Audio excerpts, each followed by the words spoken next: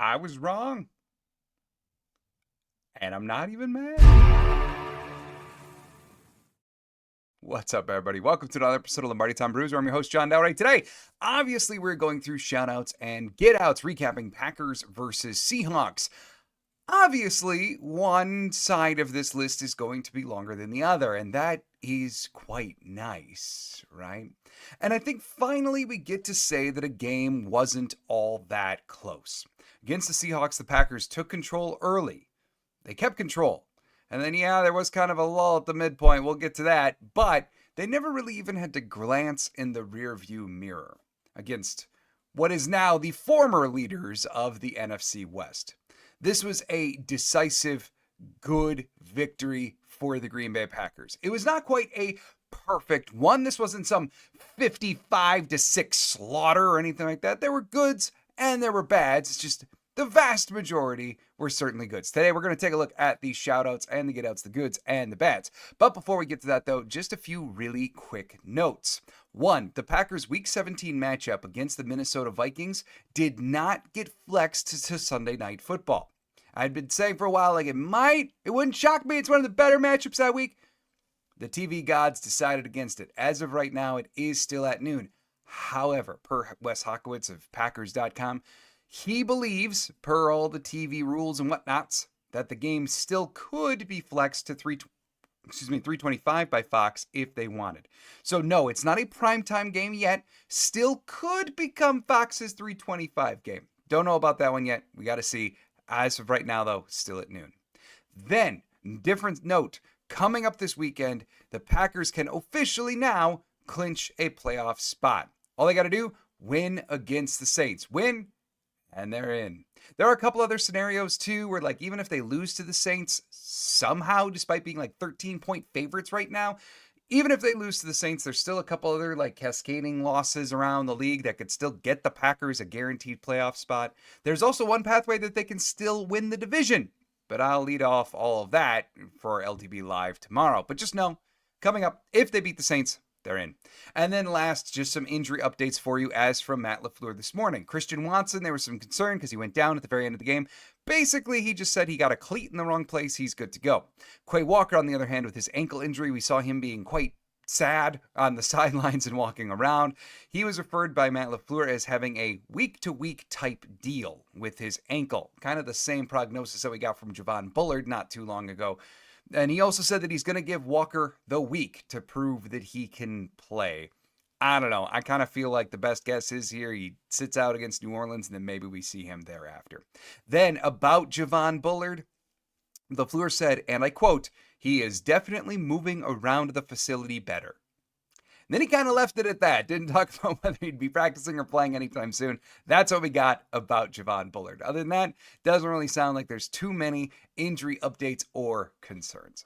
So let's get to it, shall we? Let's start off with the shout-outs. And you're going to hear a couple names of guys who missed the last few weeks. Like number one, Edgerrin Cooper. In the comments of the pre-game prep video that I did for Packers versus Seahawks, it was actually Bill pointed out that Edgerrin Cooper's return could be a very large impact on the defense, because I spent some time in that video talking about how Jair was still not going to be back. That was less than ideal against DK and JSN or whatever, and he did very astutely point out, yeah, but Edgerrin Cooper's coming back, and that could help the linebackers in coverage. And I said, yes, indeed, it could. However, I would just be afraid that they're going to limit his snaps again like they did. Well, as it turns out, he was semi-limited.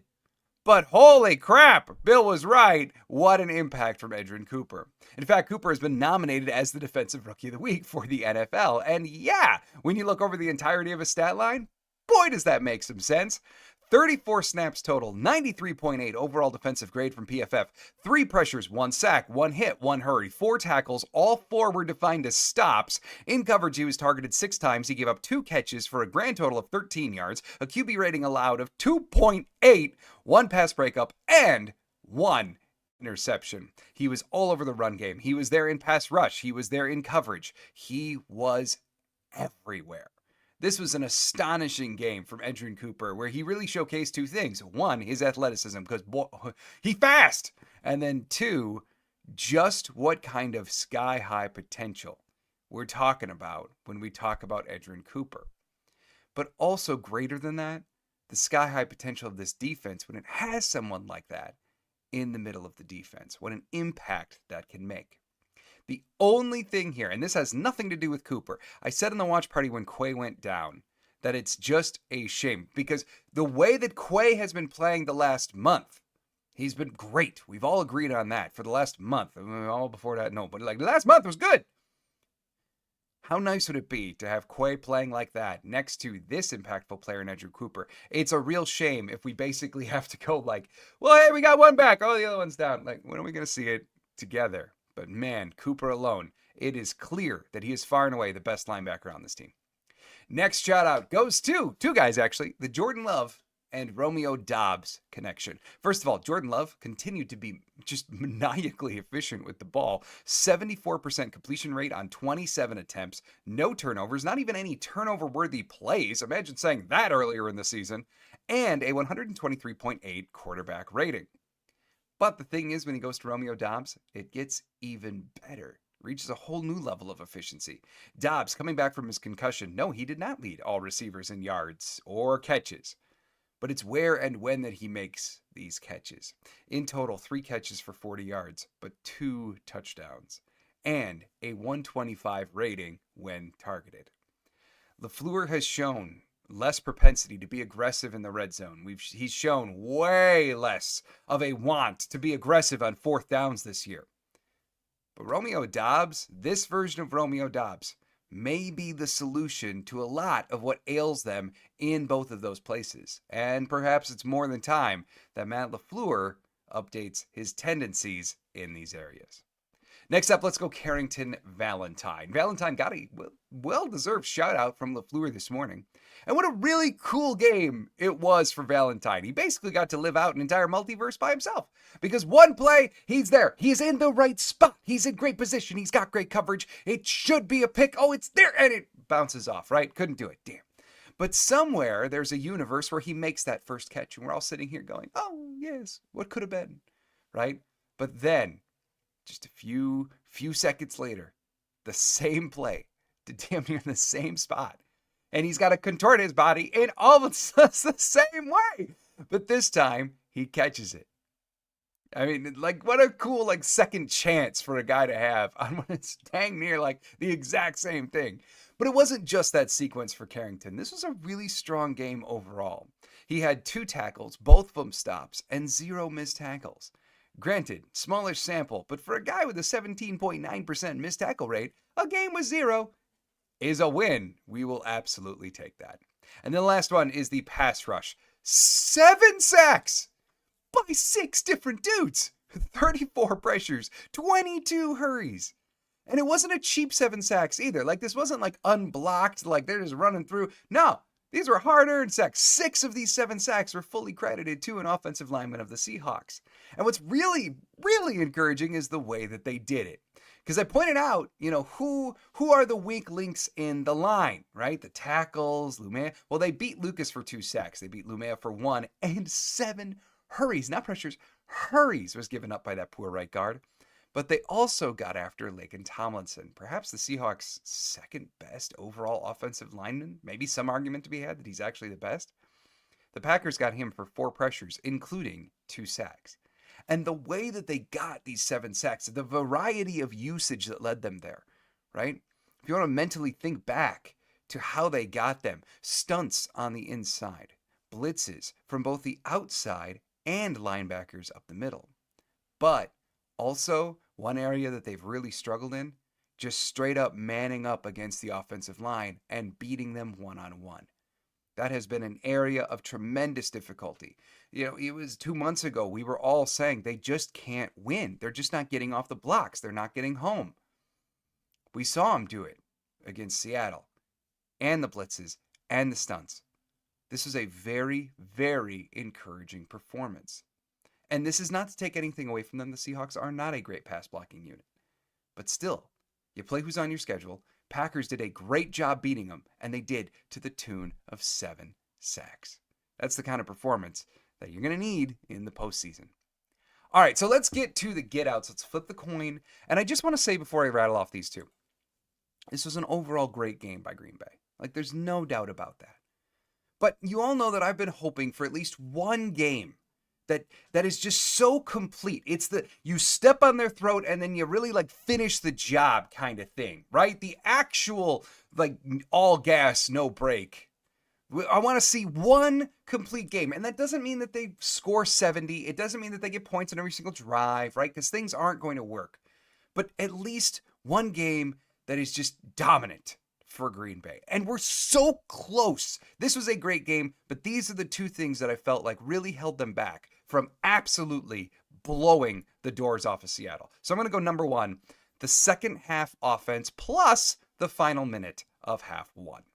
Just listen to the order of drives for Green Bay in this game. All right, first quarter. First quarter, 2 drives. One drive, 10 plays, 63 yards and a touchdown. Next one, 8 plays, 80 yards, touchdown. Yay! Like they're doing so good. Second quarter, 8 plays, 51 yards, field goal. Field goal, we'll take it. Next drive, 7 plays, 83 yards, and one incredibly disappointing field goal to end the half. This was a really bad sequence for the offense. Love has to be more aware of the clock, but also LaFleur has to be the coach. He's got to look at Love trying to make adjustments at the line as the time is clicking down. You've got 2 timeouts. Use one. Right? So if Love isn't going to, then LaFleur, you got to step in and use it so the time doesn't just continue to rattle down. It was the exact same situation that we have seen Caleb Williams do, and then Eberflus was fired the next day. Is Matt LaFleur close to losing? No, do not take that out of context. But that's what happened in Chicago, right? It was the exact same thing. The quarterback was just making all these adjustments at the line. Time just tick, get away. Eberflus just going, what's he doing? I don't know. Do I have the power to stop this? No? Oh, maybe I don't want to. I'm going to trust him. Okay. It was the exact same thing. Love making all the adjustments. LaFleur just standing there, not really sparing the clock at all, right? And then they get down. They complete a pass play. That's all good. They get down to within the 5-yard line. You got 4 seconds. You had time to run a play and try to get into the end zone. No, not some Josh Jacobs carry up the middle where he's got to break 18 tackles to get in. But you could have run a quick out to someone like Romeo Doubs. You could have done something and still left yourself a second on the clock. Instead, they take the guaranteed points, which, yeah, you hate to argue against guaranteed points, but they had a chance to really dagger this in before the end of the first half. And it was because of costing themselves almost 20 seconds back 30 yards that it led to this field goal. So this was a very, very disappointing sequence of events. And then we get into half two. Right? Third quarter, 3 plays, 6 yards, punt. 7 plays, 65 yards, field goal. Woo! Fourth quarter, listen to all these drives.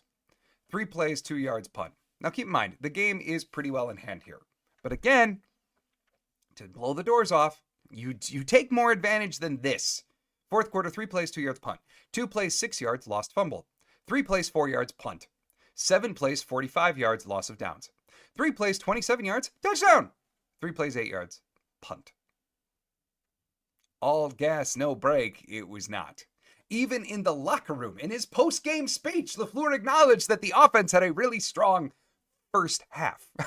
He didn't say it was a great game because he knows that it wasn't. They hit their stall, right? And this is the thing I've kept on waiting for. No, every drive doesn't have to end in points, like I said, but every single game, there's at least one stretch, one quarter, one duration of time where the play calling just goes stagnant, where the players just make mental errors. Love maybe gets off target, right? Or the offensive line is caught flat. There's just always something.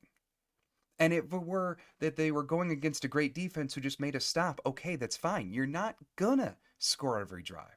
But it's the problem that it's these 2, 3, 4 drive-long sequences.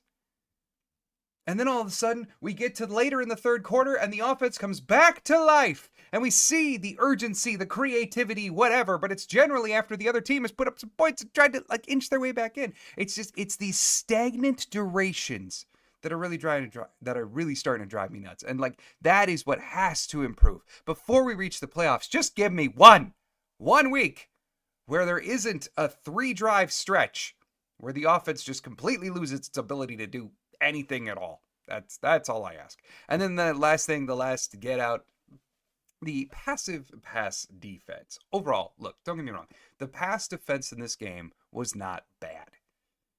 But I don't love knowing that in the second half, when the offense got totally stagnant, they were like, it was, I'm trying to think of the right way to say this for you.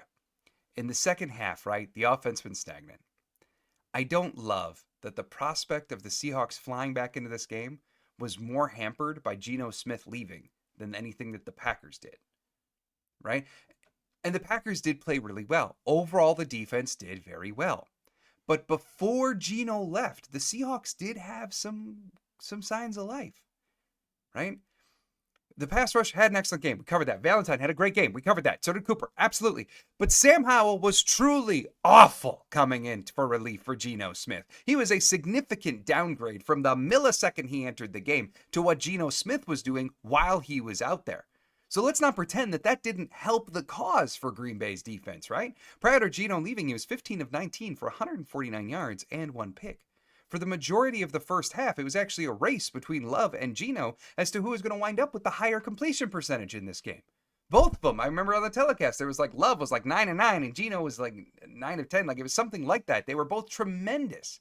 And no, Geno wasn't lighting up the scoreboard with 40-yard bombs or anything like that, but a lot of these completions to JSN were easy. And so that's the thing. Would it have turned the tide in the game? No, that's absolutely not what I'm saying. They still probably would have beat Geno Smith too.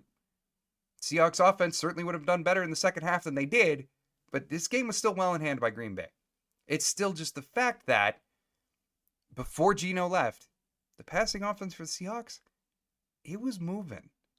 And in the third quarter, with Green Bay's offense completely losing its mind, not being able to do anything, that game kind of had this feel of being a little ripe for Seattle to at least get back into it, right? But luckily, Sam Howell was in, the pass rush came to life, and it didn't happen. I just don't like that the possibility could have been there. So I do believe that coming up on Monday night, like the Packers are now like 13-point favorites or something like that. I do believe that the Saints game is the one Monday night in Lambeau right before Christmas. This is what dreams are made of, y'all. I do really believe that this is the game where we're really going to see this team click. Figure it all out. And that complete game that I've been waiting so long for, I think it's coming on Monday. They are so close. And while Seattle was a great game, just wasn't quite there fully. So I'm looking forward to Monday night against New Orleans. All right, everybody, thank you so much. LTB Live will be back tomorrow on Wednesday at 4 o'clock as normal. And then, of course, on Friday, previewing Packers versus Saints. Thanks so much for joining me here at Lombardi Time Brews. Do hope you are having a fantastic day. And as always, go Pack, go.